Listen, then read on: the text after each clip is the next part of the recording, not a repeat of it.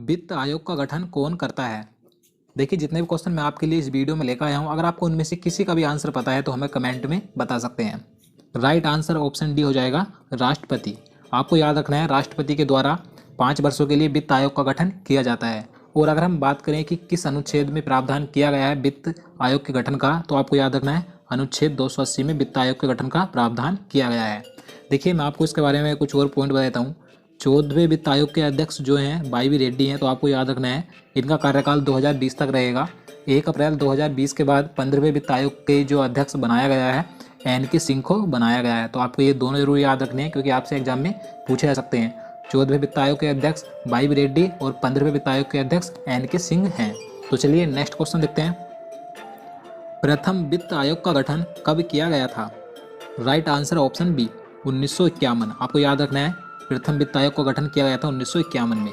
इसके अध्यक्ष के सी नियोगी थे। तो आपको ये इनका नाम भी याद रखना है। प्रथम अध्यक्ष कौन थे वित्त आयोग के सी नियोगी। तो चलिए आगे देखते हैं। क्वेश्चन नंबर 3 है, उच्चतम न्यायालय के मुख्य न्यायाधीश की सेवानिवृत्ति आयु कितनी है?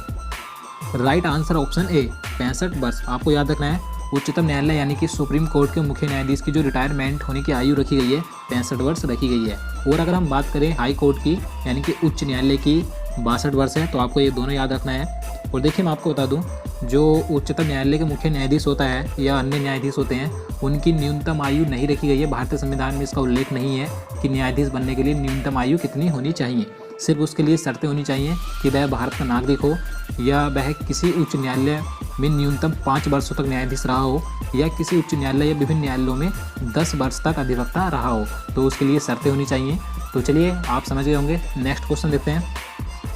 सर्वोच्च न्यायालय के प्रथम मुख्य न्यायाधीश कौन थे?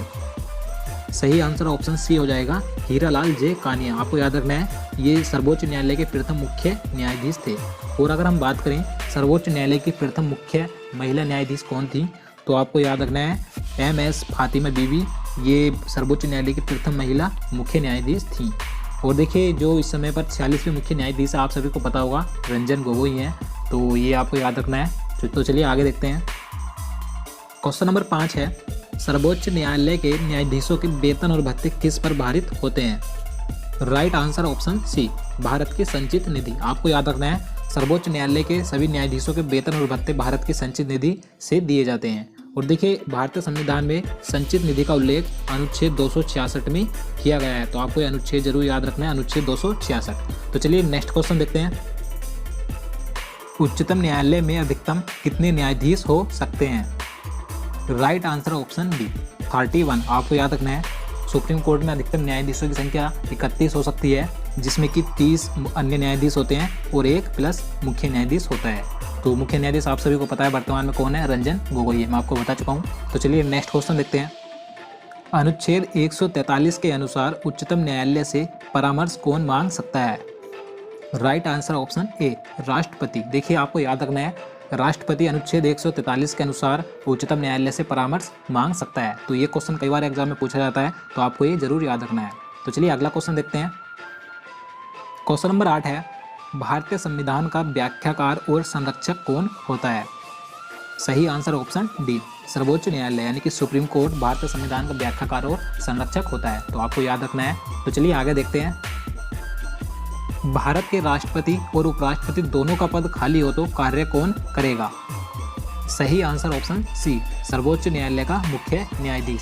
देखिए, आप सभी को पता भी होगा, अगर किसी वजह से भारत का राष्ट्रपति नहीं है तो उसका जो पद संभालता है, जो कार्य करता है, कार्यभार संभालता है, उपराष्ट्रपति संभालता है। और अगर किसी वजह से राष्ट्रपति और उपराष्ट्रपति दोनों ही नहीं है तो उनका कार्यभार सर्वोच्च न्यायालय का मुख्य न्यायाधीश संभालता है।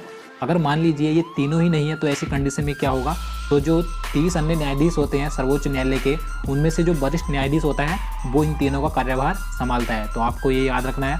तो चलिए नेक्स्ट क्वेश्चन देखते हैं। क्वेश्चन नंबर 10 है, भारत के मुख्य न्यायाधीश कौन थे जिन्हें भारत के राष्ट्रपति के रूप में काम करने का अवसर प्राप्त हुआ था? सही answer option D, M Hidayatullah. आपको याद रखना है ये भारत के ऐसे मुख्य न्यायाधीश थे जिन्होंने राष्ट्रपति के रूप में भी काम करने का अवसर मिला था। तो चलिए अगला क्वेश्चन देखते हैं। सर्वोच्च न्यायालय के न्यायाधीशों की संख्या बढ़ाने का अधिकार किसके पास है? सही आंसर ऑप्शन ए संसद। आपको ध्यान रखना है जो सुप्रीम कोर्ट होता है इसमें जो अधिकतम न्यायाधीशों की संख्या हो सकती है, मैंने आपको बता चुका हूँ 31 हो सकती है अधिकतम न्यायाधीशों की संख्या, तो इनमें वृद्धि करने का अधिकार सिर्फ संसद को दिया गया है। तो चलिए आगे देखते हैं। सर्वोच्च न्यायालय के मुख्य न्यायाधीश के पद पर सर्वाधिक अवधि तक कौन रहा? सही answer option B Y B Chandrachud. ये सर्वोच्च न्यायालय के मुख्य न्यायाधीश के पद पर सबसे अधिक समय तक रहे, आपको ध्यान रखना है। और अगर हम बात करें सबसे कम समय तक कौन रहे थे मुख्य न्यायाधीश के पद पर, तो कमल नारायण सिंह, आपको ये नाम भी याद रखना है। तो चलिए अगला क्वेश्चन देखते हैं। क्वेश्चन नंबर 13 है, सेवानिवृत्ति के पश्चात सर्वोच्च न्यायालय के न्यायाधीश कहाँ पर वकालत कर सकते हैं? राइट आंसर ऑप्शन डी किसी भी न्यायालय में नहीं। आपको ध्यान रखना है सेवानिवृत्ति यानी कि रिटायरमेंट होने के बाद, यानी कि 65 वर्ष की आयु पूरी होने के बाद सर्वोच्च न्यायालय के सभी न्यायाधीश यानी कि जो 31 न्यायाधीश हो सकते हैं सर्वोच्च न्यायालय में, ये कहीं पर भी वकालत नहीं कर सकते। तो आपको ये जरूर याद रखना है। तो चलिए नेक्स्ट क्वेश्चन देखते हैं। सर्वोच्च न्यायालय में न्यायिक कामकाज के लिए किस भाषा का प्रयोग किया जाता है? सही आंसर ऑप्शन बी अंग्रेजी। आपको याद रखना है सिर्फ अंग्रेजी भाषा का प्रयोग किया जाता है न्यायिक कामकाज के लिए सर्वोच्च न्यायालय में। तो चलिए अगला क्वेश्चन देखते हैं। क्वेश्चन नंबर 15 है, राष्ट्रपति और उपराष्ट्रपति के निर्वाचन में विवाद के मामलों को किसको प्रस्तुत किया जाता है? सही आंसर ऑप्शन सी भारत का उच्चतम न्यायालय यानी कि सुप्रीम कोर्ट में पेश किया जाता है। अगर राष्ट्रपति और उपराष्ट्रपति के निर्वाचन में कोई विवाद हो जाता है तो उसके मामलों को सिर्फ सुप्रीम कोर्ट में पेश किया जाता है। तो आपको याद रखना है। तो चलिए अगला क्वेश्चन देखते हैं। प्रारूप समिति के अध्यक्ष कौन थे? सही answer option C Bhimrao Ambedkar. आपको याद रखना है ये प्रारूप समिति के अध्यक्ष थे। और देखिए प्रारूप समिति के जो सदस्यों की संख्या थी 7 थी। तो आपको ये संख्या भी याद रखनी है, हो सकता है आपसे एग्जाम में संख्या पूछ ली जाए। तो चलिए आगे देखते हैं। भारतीय संविधान को कब अंगीकृत किया गया था? सही आंसर ऑप्शन सी 26 नवंबर 1949 को अंगीकृत किया गया था भारतीय संविधान। और अगर हम बात करें कब लागू किया गया था, तो 26 जनवरी 1950 को संविधान लागू किया गया था और अंगीकृत 26 नवंबर 1949। आपको दोनों याद रखने हैं। चलिए अगला क्वेश्चन देखते हैं। क्वेश्चन नंबर 18 है, भारत में संविधान दिवस कब मनाया जाता है? राइट आंसर ऑप्शन डी 26 नवंबर। देखिए मैं आपको बता चुका हूँ 26 नवंबर 1949 को भारतीय संविधान पूर्णतः बनकर तैयार हुआ था, यानी कि इस दिन संविधान को अंगीकृत किया गया था। तो इसीलिए 26 नवंबर को संविधान दिवस मनाया जाता है। और देखिए आपको यहाँ से एक पॉइंट और ध्यान रखना है जो कि वेरी इंपॉर्टेंट है। 26 नवंबर 2015 को पहली बार संविधान दिवस मनाया गया था भीमराव अंबेडकर की 125वीं जयंती पर। तो आपको ये जरूर याद रखना है कि आपसे एग्जाम में पूछा जाए कि बताइए पहली बार संविधान दिवस कब मनाया गया था, तो 26 नवंबर 2015 को भीमराव अंबेडकर की 125वीं जयंती पर संविधान दिवस मनाया गया था। तभी से प्रत्येक वर्ष संविधान दिवस 26 नवंबर को मनाया जाता है। तो आप समझ गए होंगे। तो चलिए अगला क्वेश्चन देखते हैं। भारतीय संविधान को किसने लिखा था? सही आंसर ऑप्शन ए प्रेम बिहारी नारायण रायजादा। यहाँ पर ये रायजादा है। देखिए इन्होंने भारत के मूल संविधान को लिखा था। और देखिए जो भारत का मूल संविधान है ये टाइप और मुद्रित नहीं है, बल्कि प्रेम बिहारी नारायण रायजादा के द्वारा सुंदर अक्षरों में लिखा गया था। देखिए भारत का मूल संविधान हिंदी और इंग्लिश दोनों भाषाओं में लिखा गया था। तो आपको ये सभी याद रखना है। तो चलिए अगला क्वेश्चन देखते हैं।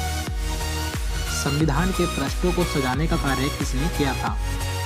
सही answer option B Nandlal Bose. आपको ये नाम याद रखना है। देखिए इन्होंने संविधान के पृष्ठों को चित्रों के माध्यम से सजाया था। मैं आपको बता देता हूँ। देखिए संविधान में कुल 22 भाग हैं, तो इन्होंने प्रत्येक भाग की शुरुआत में 8 से 13 इंच के प्रत्येक भाग में एक चित्र बनाया था। तो इस प्रकार से इन्होंने कुल 22 चित्र बनाए थे। तो इन 22 चित्रों को बनाने में इन्हें कुल 4 वर्ष का समय लगा था।